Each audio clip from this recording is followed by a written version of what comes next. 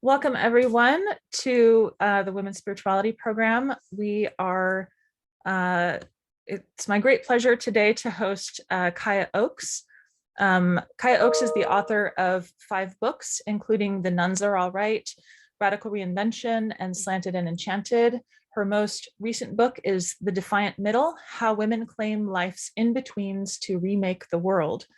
Her essays and journalism have appeared in The New Republic, Slate, The Guardian, The Washington Post, Foreign Policy, Sojourners, On Being, and many other publications. She's a contributing editor at Killing the Buddha, a contributing writer at America Magazine, and she writes for a column on forgiveness for The Revealer, a publication of NYU's Center for Religion and Media. In 2021, she was awarded Religion News Association's Award for Best Commentary. Since 1999, she has taught writing at UC Berkeley. Welcome, Kaya Oakes. I will turn it over to you. Thank you so much for having me. I know it's a really stressful and busy time of the semester for all of us who are in academia, so I want to give an extra thanks to those of you who are here, who are my fellow students and teachers and staff members and administrators and custodians and food servers and everybody else who works in education.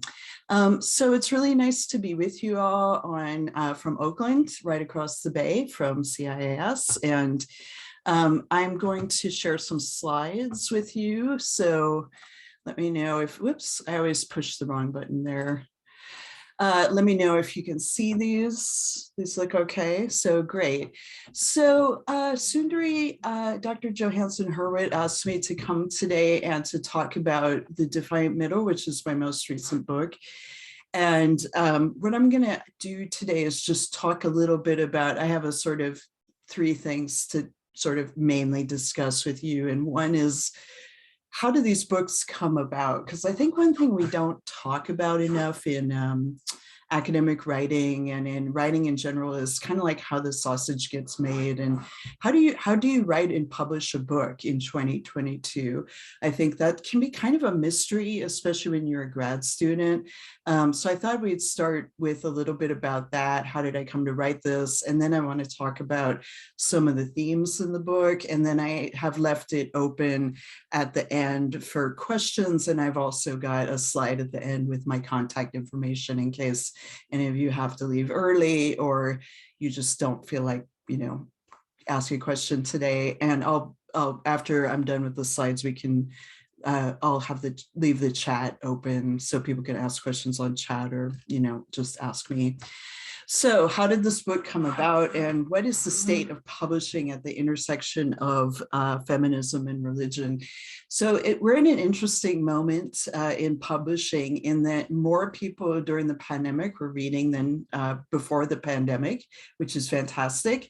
But publishers don't want to spend money on books. So we're in a funny situation where writers like myself who are academics who write for a broader public, so do what you might call public facing writing or public, I don't know what the terminology that you prefer, but when I've been asked to give guest lectures to faculty and PhD students, the term that we're increasingly using is public facing scholarship, right? And I think that's becoming more important for scholars of religion because of the fact that one, there is a lack of religious literacy in America and scholars can be great spokespeople for bringing conversations about religion into the mainstream of secular media and redirecting conversations about feminism and religion particularly because there's this kind of lack of awareness in some spaces that there is an intersection between feminism and religion.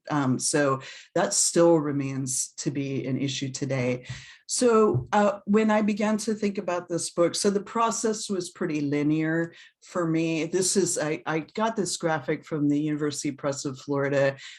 And this is more for an academic book. So you write a proposal, you submit the manuscript, peer review, editorial review. So in in book publishing, for a broader audience, you work directly with one editor, so you don't have to have a board of people reading your work. So what happened with me is I was approached by an editor. Let's see, this was in 2019, the last year before COVID. And she and I were both at a writing retreat that is, it's an arts retreat called the Glen Workshop. It's focuses on the intersections of spirituality and arts. It tends to have mostly a Christian audience, but it's a really great workshop to check out if you're interested in writing and visual art and music that relates to those themes. Anyway, so we were both at this workshop. I was teaching, she was there scouting out writers, and she and I had lunch, and she paid for it, which was really nice. And she said, "What kind of ideas do you have about a book?" And I said, "Well, one of the things I keep coming back to in my journalistic work is the fact that it's, at that point it was 2019, and we still are hitting this problem of women being expected to be certain things versus the reality of what women actually are." And she kind of asked me to put together a book proposal about this. So that included, a list of my previous publications. And then I really wanted to make it clear in this book proposal about what was my point of view going to be and what was my authorial expertise. I think those two things, again, are really important in any writing that we do, defining your stance and your framing. So, for example, my background, both in the religion I grew up in and what I write about now, is in Roman Catholicism. So I'm not going to write about Buddhism or Hinduism as much because I'm not an expert in those things. And so my book proposal has to make it clear that that's going to impact the audience for my book in some ways, although people who are not Christian have been reading it, and I'm really grateful for that. And one of my book groups, so during the pandemic, I had a small book group, and as I was writing the book, we would meet once a week, and one of those writers is Jewish and the other one is non-religious. So it was great to be writing about these themes that mostly have to do with Christian history and testing them out on an audience who is not Christian. So that goes back again to the importance of stance and framing. I think it's important for us to let readers know who we are, what our background is. I had the privilege of talking to Dr. Johansen Hurwitz's students last semester, and one of the things that I discussed with them is, when do you want to write in the first person? When do you want to write in the third? And increasingly, again, in academic writing, we're seeing more of writing in the first person as a way to connect to the subject matter that people are writing about. And that actually goes back in feminist scholarship to people like Gloria Anzaldúa, Bell Hooks, et cetera, many of these great and important scholars who taught us that we can use personal experiences and still have authority, which I think is important, particularly for women writers as well. So that's the background. So I wrote the book proposal. The editor took it to, there is an editorial board at the publisher, but in an academic publishing, the editorial board would be looking more at the research end of things. And in the case of a nonfiction public-facing scholarship, they're looking more at how many books you're going to sell. So they want to know about your platform, how many followers you have on social media, who's going to write a blurb for you. Things like that matter a lot these days. And I said before that, there's more people reading than ever before. Books are doing well, but there's more books than ever before. So one thing publishers look to is who's going to endorse your book and who are your connections. And that's true in academia as well. So who is going to write that blurb for you, who's going to talk up your book when it comes out. Those are important things to think about when we start writing. And I was very lucky that I had been writing essays for the website of On Being, which is Krista Tippett's podcast on religion and spirituality. It's been on the air for 20 years. It's a long time podcast. And so she, from the beginning, said, I'll be there for you if you need a blurb. And so I was very lucky to have her endorsement. And then the publisher, so my agent, hammered out a contract with the publisher, and then I wrote it. But then of course there was a pandemic and I had to write a book during the pandemic, which we could talk about later if you're interested in how that happened. It was not the best experience, but it got done. So when I began to think about this book, one of the things that I talked about with my editor, whose name is Lil Copin, was this question, as I mentioned before, that I kept running into: what are the expectations of women? What is the lived reality of women? And that includes this redefining of what a woman is that we're going through. And we're coming to new understandings of gender and how gender is lived out. And so I started to think through all these relationships in this kind of overlapping way. So the questions that I came into the book with are the ones that you see here on the screen. How does religion, and particularly the history of Christianity and Catholicism, how did those, and I was thinking very specifically about an American audience, because I knew the book was going to be published in the UK also, but my first audience was American readers. And so unfortunately, America's history has been very shaped by a lot of Christian expectations of women, going back to Puritanism. And so how do religion, and particularly Christianity, feed unrealistic expectations of women?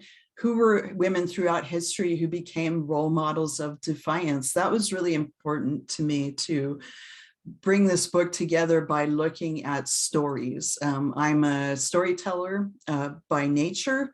I love to tell stories. I think writing works best when it tells stories, and I wanted to tell stories of women who were defiant. And what does it mean to build a more inclusive culture of feminist thinking and action, to look at the past and look at the present and figure out how they feed into one another? So I came up with this term, the Defiant Middle, and here's like where I again peel back the story of book publishing. So the original title of the book was not this.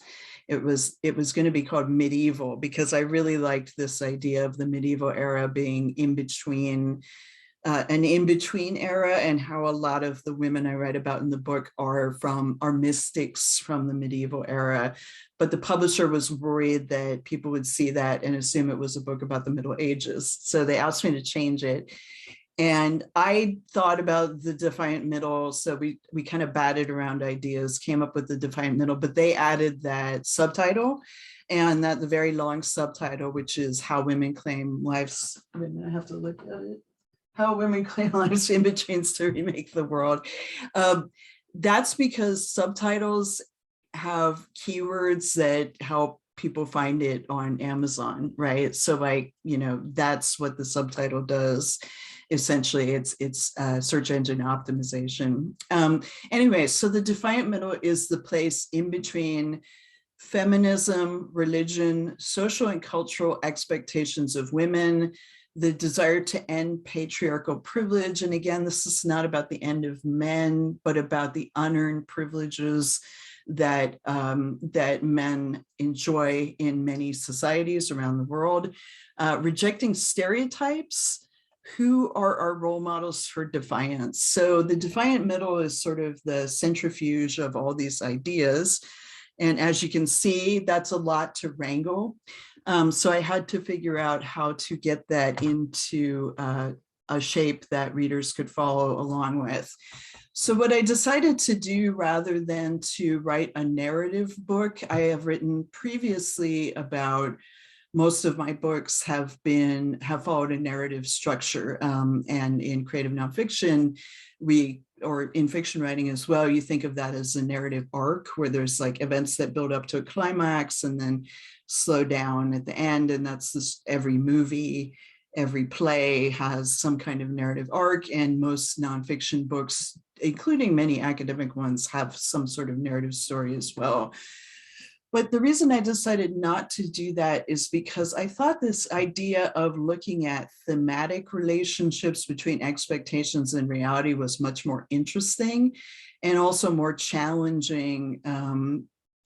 It's when you've written a few books, you sort of get like, I don't want to do this the same way over and over again. And I know that is true with scholarship too. So once you've like written about a topic enough times, you're ready to like try something different. So I figured this was my opportunity to try something different than a regular narrative structure. So what I did is I thought about what are 6 ways in which women are trapped in between expectations and reality, and just how can I break those down? Because the publisher had asked me for a book of 45,000 words, which is 50,000 words, which is pretty short. It's about 200 pages. So you have to be very concise when you're working at that kind of length.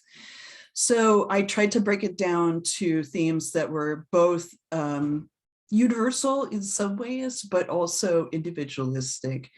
So I began the book with a chapter on youth and the conflicting pressures that young women and girls face in terms of conforming to expectations. I have some slides that follow this that break down these in more detail. But I started with that because, again, thinking about readers, while not everybody has the same experience of young adulthood, everybody has an experience of childhood, and childhood is when these gendered ideas of who we are supposed to be and how we're supposed to act out our gender. I really keep going back to Judith Butler's idea of gender as performance, and I think that's not just because I teach her work, but because I was in the line behind her for coffee one time at Berkeley, and I felt like I was like meeting a celebrity. So that was great. I didn't introduce myself, which I regret to this day.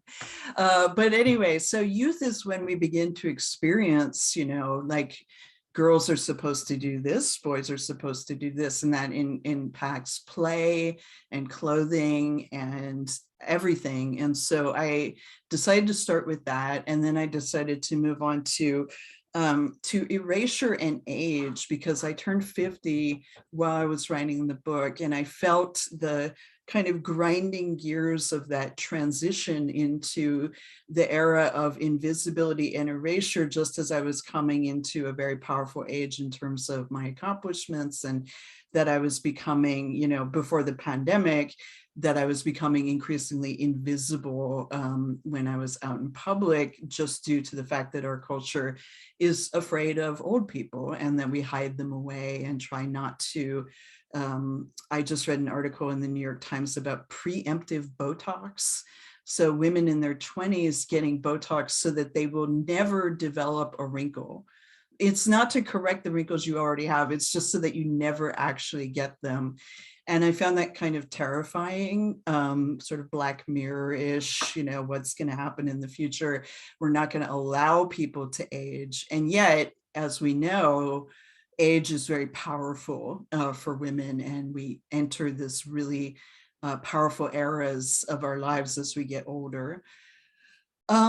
I decided to think about the idea of women being dismissed as quote unquote crazy. And I use that word deliberately because it's a pejorative, but it's often tossed at women who are experiencing mental health issues, or just women who are expressing any kind of emotion, are often dismissed as crazy. And then also that has historically been something that led to women being killed, women being tortured, women being put into sanatoriums, and to this day still being tossed around as something that is a problem. And so what are women expected to be that is the opposite of crazy? Calm, tranquil, soothing, etc. And why is it hard to not be quote unquote crazy? I also wanted to write about the expectations of our bodies as reproductive vessels and what that means for women who either don't want to or cannot reproduce. And that includes women who've made the choice not to have children, and then also women who cannot have children for whatever reason, and why we continue to see that as a failure. Why is it that women are so often greeted with the question, do you have children?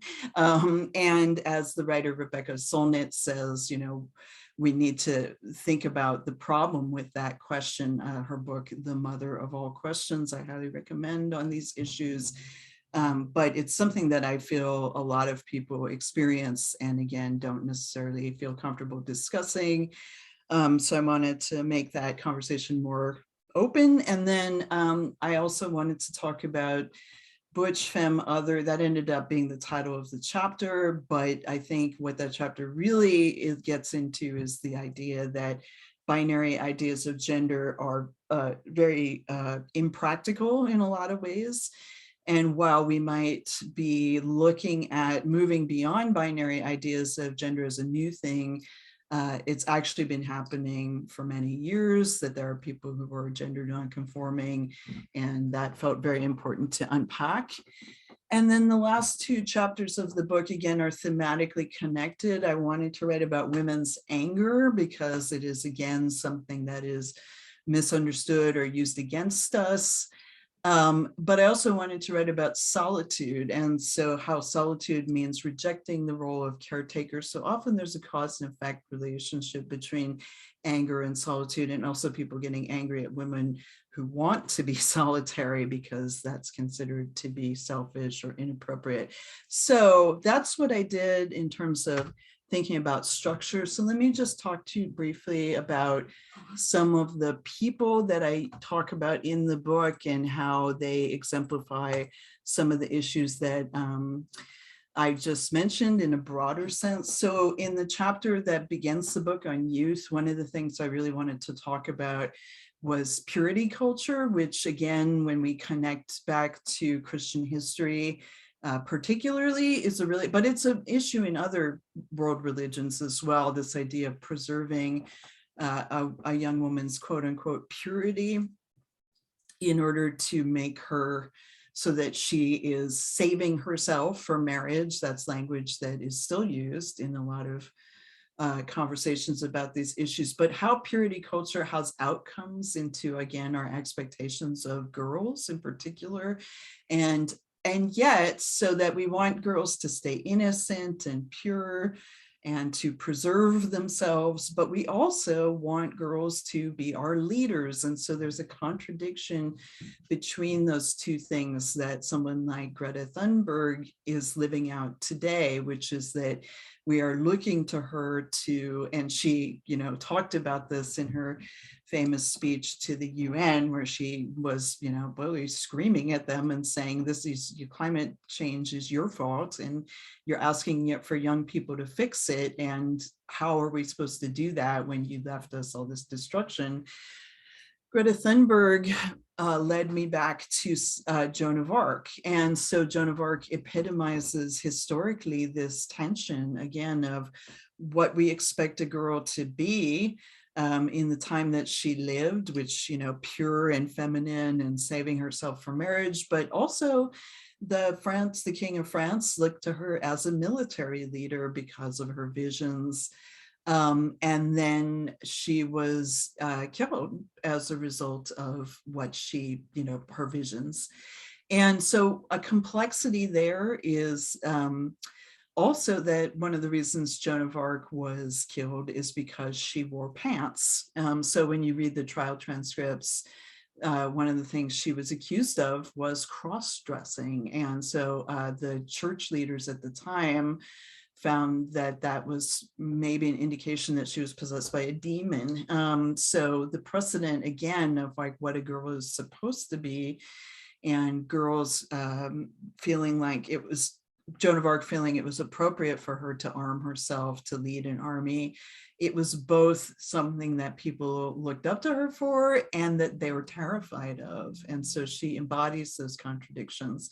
I also in the book read about Malala Yousafzai, who is, of course, no longer a child, but sort of frozen. She's recently married, and we're still frozen in our imaginations collectively as a young girl when she was shot in the head by the Taliban. But I think that what I tried to do in this chapter is, again, explore the contradictions of expectations when it comes to girls and how we expect girls to both be pure and feminine and delicate and all of those things, but also to be leaders and to step up and to save us, and how that pressure can be very difficult. And talking about aging, I returned again to the question of why are we afraid of aging in our culture, particularly in America, the USA, and what is the impact of that fear of aging on women in particular? Or the idea of invisibility and erasure. A joke that I like to make is that when I was younger, I would go into a store and they would go, "Hello, can I help you with anything?" And now I walk into the store and nobody notices me.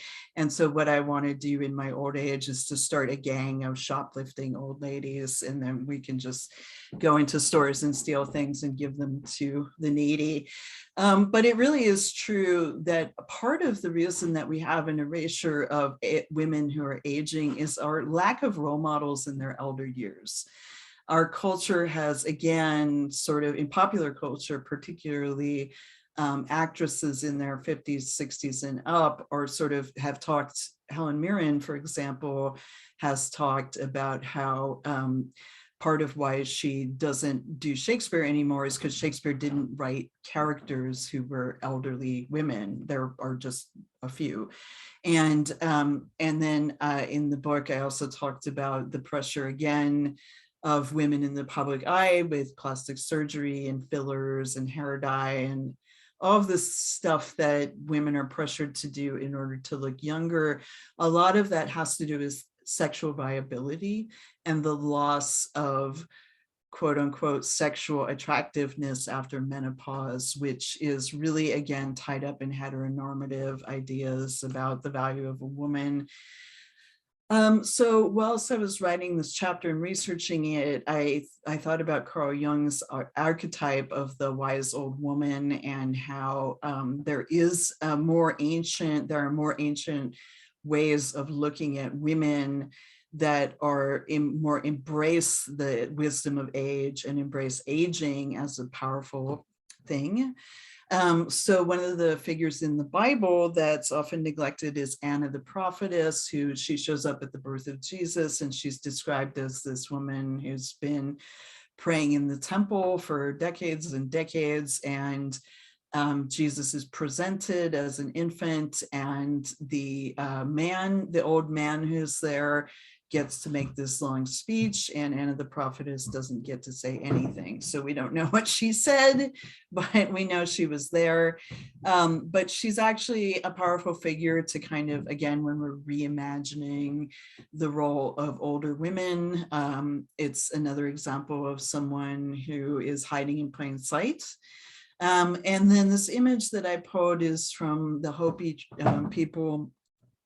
It's a spider grandmother is a figure who reappears in many different Native American tribes, but originated in the Hopi origin story that the universe is created by a grandmother. And I thought that was a story that I think needed to be mentioned in this book, even though, as I said before, a lot of the other examples are from the Judeo-Christian tradition. I just thought that example was so interesting and compelling. And I saw the spider grandmother also appearing in the work of many other feminist writers. So I wanted to bring her into the narrative, to the story as well.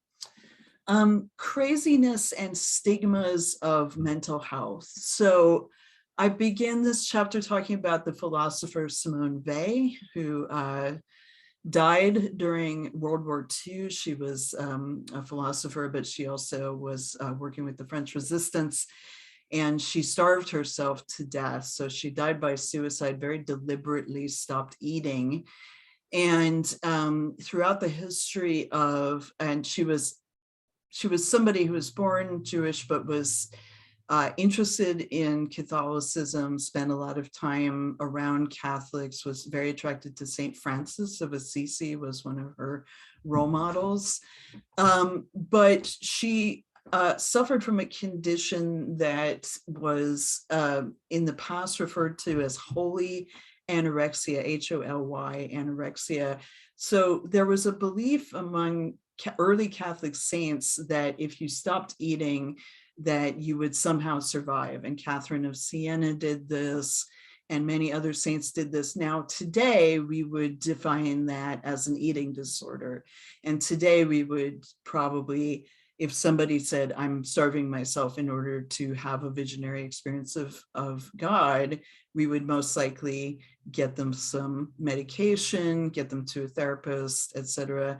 So there's this question of why women are often dismissed as crazy. In the case of Simone Weil, something was obviously wrong, that she stopped eating, but that also there's throughout history, again, this idea of dismissing women's stories by calling them crazy and dismissing their the truths that they tell by referring to them as crazy and using that to punish, confine, or ignore. So I look at the history of visionary women in Christianity in this chapter who were accused of being quote unquote crazy. But I also talk about the contemporary conversations we're having around mental health. Most recently, the Free Britney movement. As much as I didn't think that that was going to be something that I would talk about in a book about religion, I did. And since the book has come out, I did an event with my friend, the writer Chris Stedman, who's done a really fantastic podcast about Britney Spears and mental health. It's called Unread, and I highly recommend it. More recent conversations with athletes like Naomi Osaka and Simone Biles around mental health. And I talk in the book about Sandra Bland and the issue of when she was arrested, how she was dismissed and treated very violently because the cops who arrested her treated her as a quote unquote crazy person. And again, not listening to what people are saying, not actually paying attention to women's stories can lead to really unfortunate consequences when it comes to these questions of what does it mean to be mentally healthy or unhealthy, and who's defining that, and how are we being defined by other people when it comes to mental health. I mentioned Judith Butler before, so for those who aren't familiar, Butler is they teaches at UC Berkeley, is complet philosophy, teaches in the complet department, but is mostly known for philosophy and the theory that gender is something that we perform, in the sense that we act out our gender according to social, cultural, religious expectations, right? So Butler was kind of guiding me in some ways through this chapter, but where I began was with thinking about the idea of gender nonconforming people as being something quote unquote new, which they are not. So there have been non-binary and gender nonconforming people throughout history. There's Jonathan Van Ness, who's on Queer Eye, has a new show on Netflix and is non-binary and has a whole episode on the history of non-binary people, which I also liked a lot. But that, of course, came out after I'd written the books. But I was thinking specifically again about in the Christian tradition. So back in the early days of Christianity, there were the desert mothers and fathers. So there were people who went out into the desert to have a visionary experience, to live in solitude. And among them was a woman who became a man. She disguised herself as a man in order to enter a male monastery, but she really became a man. She did transform herself mentally and emotionally. And so, so there's this sort of hidden history. Again, there are some scholars who think that Joan of Arc may have been trans. Of course, we cannot think into the minds of people who are no longer with us, but her identification with men, the fact that she preferred to wear men's clothing in a time when that was something that was very dangerous, and her willingness to push those gender boundaries are something that's really interesting to think about.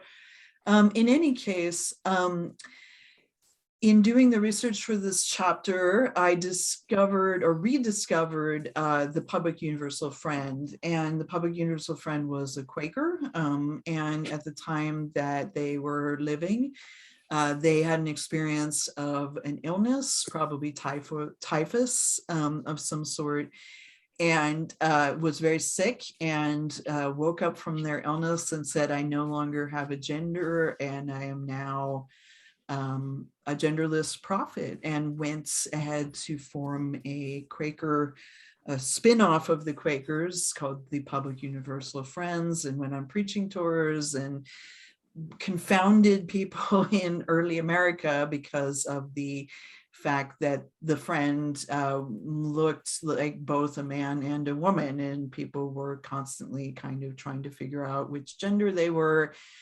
And so that was a really interesting piece of American religious history that I was not too aware of until I read about it.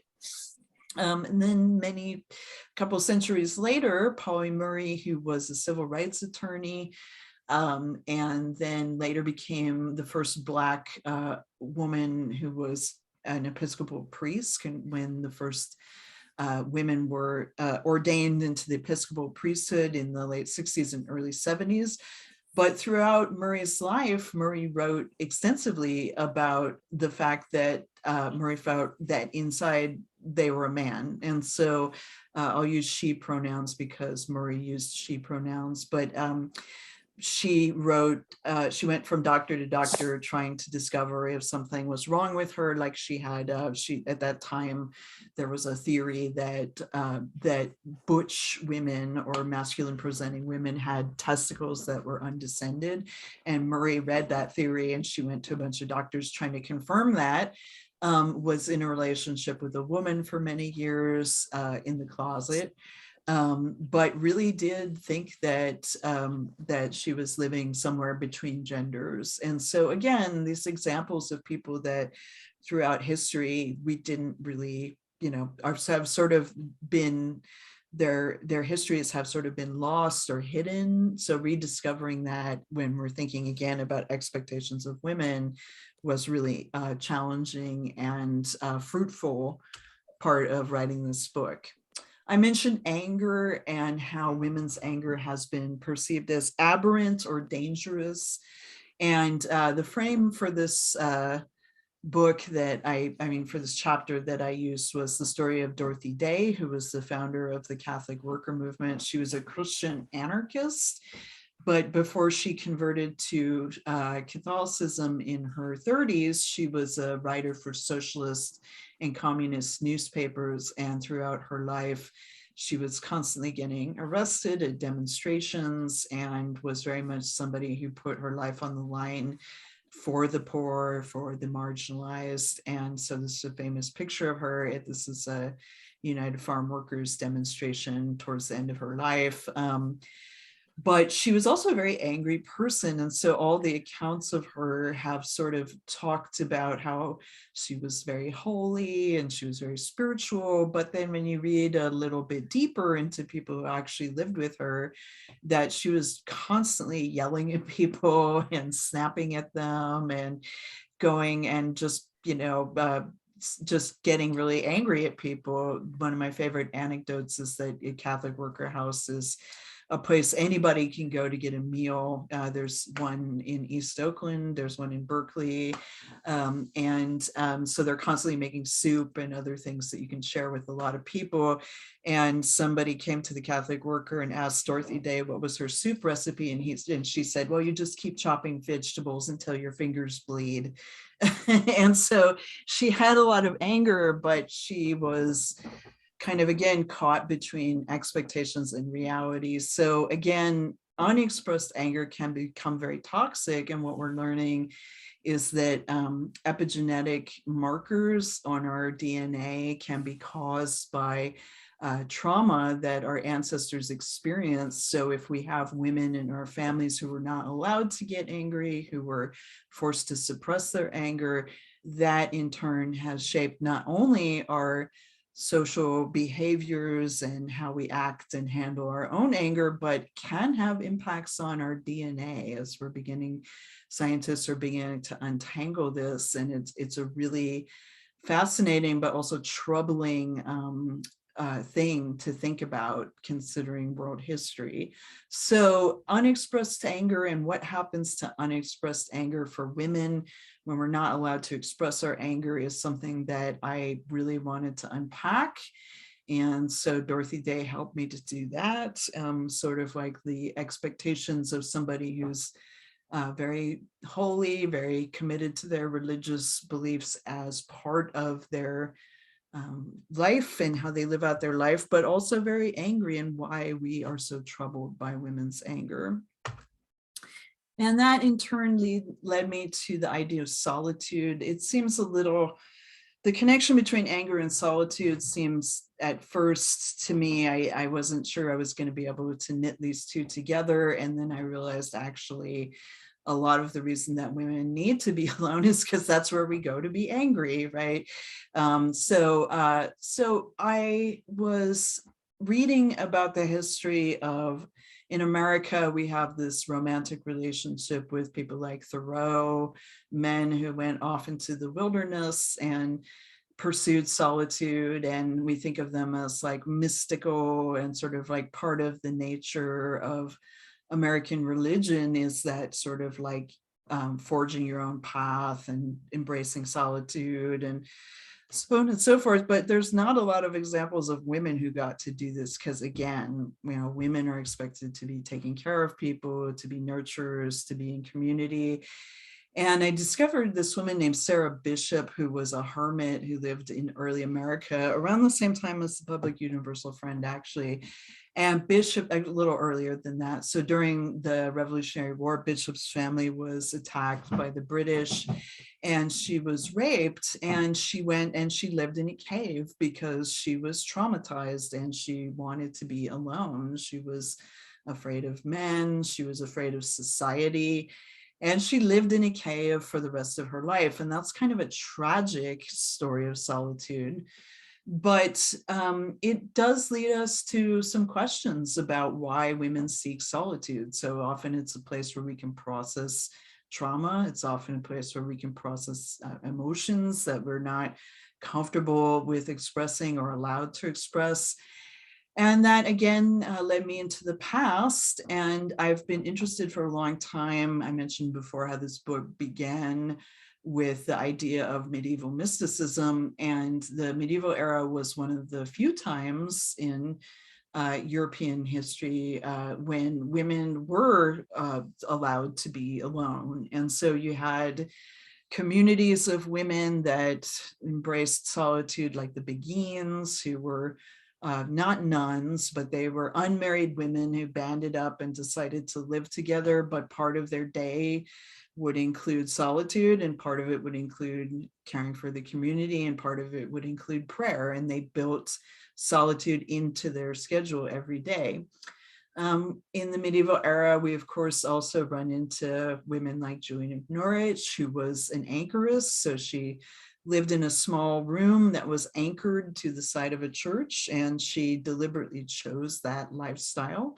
It was one that there were anchoresses and anchorites all over Europe in the medieval era, but there were many more men who chose this than women. So again, why was it unusual for a woman to make that choice to live in solitude? Julian was a visionary. She lived in the era of a pandemic, of the plague. And part of what she experienced from her solitude was seeing the plague raging outside of her cell.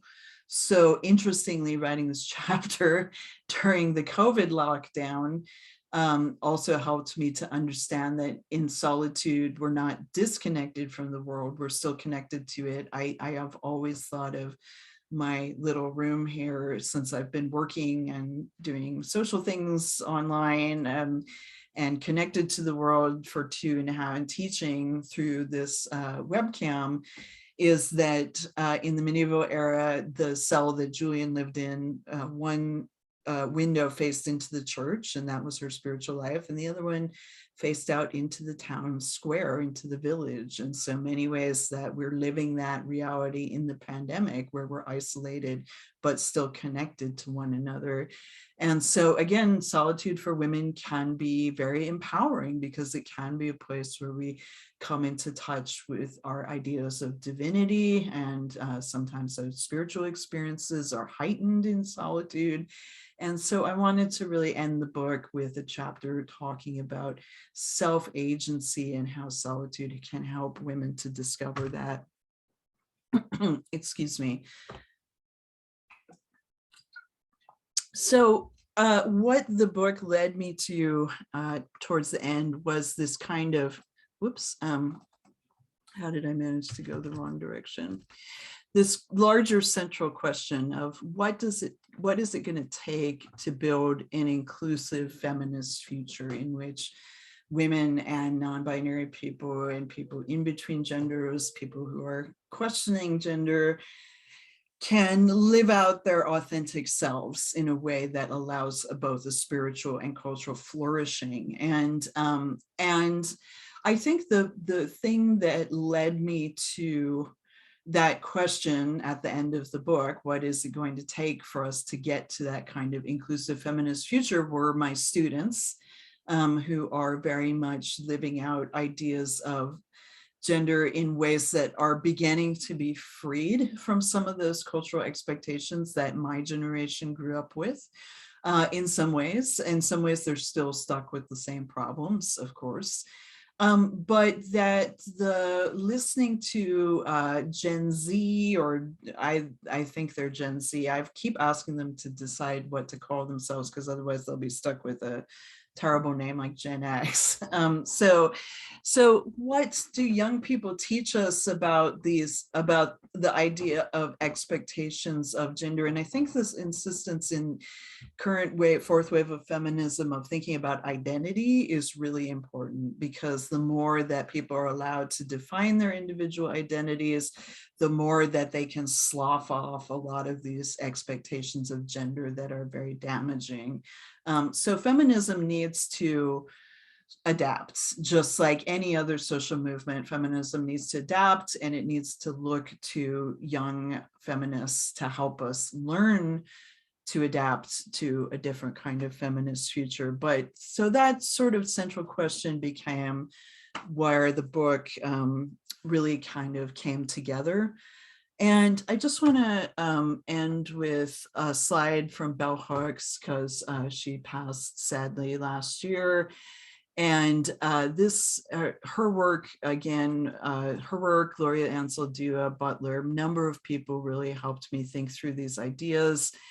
And this quote from Feminist Theory from Margin to Center, I found very helpful in tying everything together. If any female feels she has anything beyond herself to legitimate and validate her existence, she is already giving away her power to be self-defining her agency.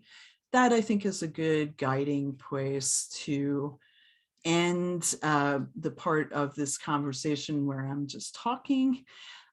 So I would like to invite you to ask any questions. I see a few things in the chat, but maybe, if you thought of anything you'd like to talk about, you could mention it in the chat, or I can, again, at the very end, show that slide again that has my email and my socials on it if you think of something later that you'd like to talk about. So like in the chat from Karen, I noticed that you do not use the word virgin, and I wonder why not. So I do talk about virginity in the book, and interestingly, since the book has come out, I've been doing a lot of talks since December when it came out, and a number of them with feminists, Christian feminists. I gave a talk last week for the women's group at Georgetown University, which is a Catholic college. And we talked a lot about the problem in Catholic history of the idea of a virgin martyr. So in Christian history, there are martyrs. So there's people who died for their faith. But the male martyrs just died for their faith and nobody cares about their sexual history. And then there's the virgin martyrs who are women who died protecting their virginity usually. So I tend to think of the word virgin as kind of problematic though in 2022 because of the idea of purity culture and how that the remnants of purity culture are very detrimental to us in the sense that when we talk to girls about or to children or young adults in general about the idea of virginity, the problem is that we're also kind of giving them an unrealistic expectation of like saving yourself and like there's nothing wrong with teaching people to protect their bodies and to take care of their bodies, but the idea that your worth is defined by your sexual purity is really problematic. So yeah, I hope that answers your question. I think I really was challenged by the idea of how virginity has, expectations of virginity can be really damaging to women. In some cases, they die because they're not virgins. So yeah, but the word itself is really loaded and related so much to purity culture. So I hope that answers your question, Karen. Well, what I was asking is kind of related to you said you come from a Christian background, and I know that the term to define Mary, the mother of Jesus, is virgin, the Virgin Mary, but it could have also been translated as young woman rather than virgin. So I think that itself goes into a conversation about young, as you're defining it, and what young is and how young has been used. So definitely what you were saying about how it can be abusive, but I just think that term was missing, as was crone and some other things that we kind of use in the field of women's spirituality. And it's just interesting because you're coming from outside of it, speaking to some of our terms or speaking to some of the things we talk about. Yeah, I do mention the crone and Maid Mother Crone in the book. So unfortunately, I can't go through everything, but you're right. There is different definitions of virginity. And an interesting thing about Mary that I got from the feminist theologian Elizabeth Johnson, her book is Truly Our Sister, is a really great look at understanding Mary from a Christian feminist point of view. And Dr. Johnson talks a lot about Mary as the Theotokos, like the God bearer, and the fact that Mary brings God into the world and how empowering that is. And so when we reduce her to she's just a girl, it takes her power away from her, and yet her youth is part of her power. So she's stuck in that same contradiction, right, as I was talking about. So yeah, thank you. Somebody, let's see, Carla asked about the group of women. So they're called the Beguines. I'll type it in the chat.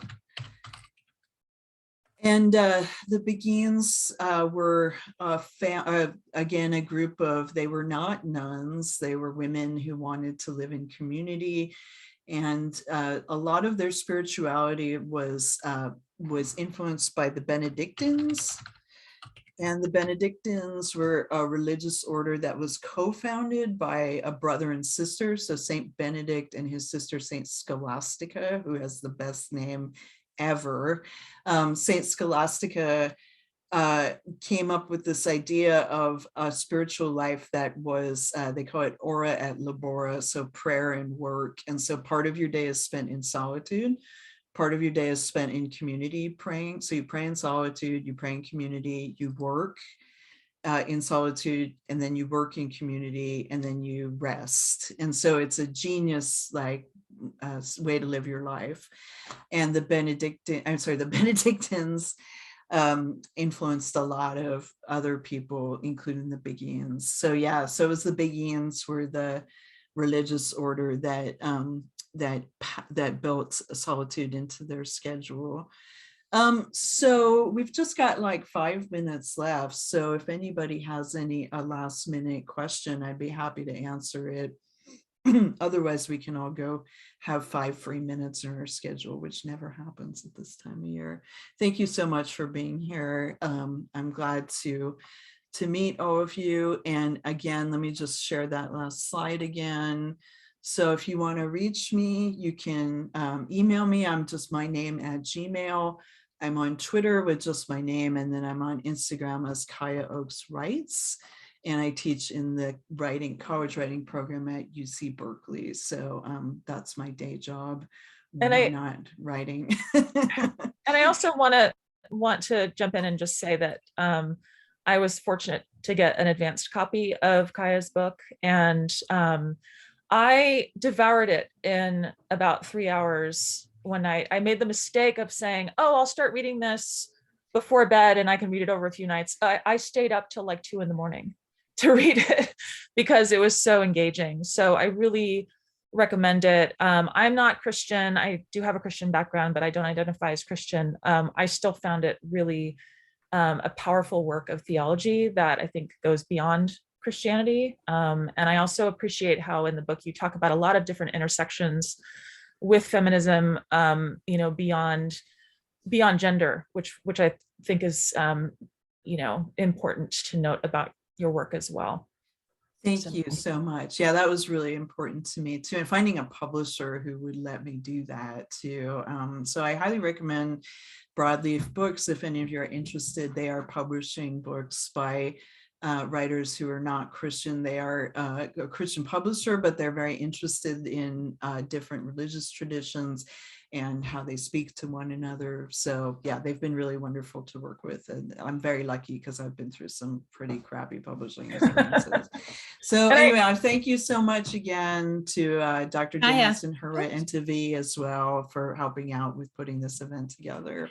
Thank you, Kaya. And thank you for acknowledging at the very beginning, the weird time of the year. I have to tell you, the moment I announced the event, there were like 7 emails back, will it be recorded, right? So I can't put an event out and say it will be recorded. But I have a list of people to send the recording to. Great. Yes, I have to go have office hours with my student in 10 minutes. So. Oh, there you are. So there's my day. So, but I really do appreciate you making the time. Yeah. Yeah, and I also appreciate you giving our students some insight into the publishing world, because I think a lot of our students actually are interested in publishing outside of the academic realm. And doing more popular scholarship or public-facing scholarship. So that I think could be really helpful for a lot of our students. Absolutely. And just let me know if you want handouts or, I've got slide decks or anything like that that would be helpful to them as well. All right. Thank you all so much. I'm going to go take a break before office hours. Good luck with the rest of your semester. Thank you so much for joining us, Kaya, and everyone else. Have a lovely day. Okay. Rest of your day.